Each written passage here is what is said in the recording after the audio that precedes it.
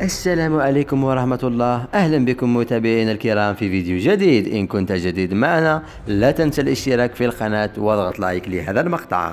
في هذا الفيديو سوف نعرض لكم موعد البث المباشر لمباراة برشلونة والميريا في الدوري الإسباني، والقنوات الناقلة اضغط لايك لتشاهد البث المباشر للمباراة. برشلونة يستقبل ملعب المباراة تجمع بين برشلونة والميريا مساء اليوم السبت ضمن فعالية الجولة 13 من مسابقة الدوري الإسباني، وستنطلق صافرة بداية المباراة برشلونة والميريا في تمام الساعة 9 مساء بتوقيت الجزائر، تونس المغرب في تمام الساعة 10 مساء بتوقيت مصر، و11 مساء بتوقيت السعودية. وستذاع مباراة برشلونة والميريا على القنوات والترددات التالية، كما يمكنكم أيضا مشاهدة المباراة على شاشة القناة بين سبورت HD الأولى، أو الدخول إلى متصفح جوجل كتابة كورة لايف أو يلا شوت، وستشاهد المباراة بجودة عالية.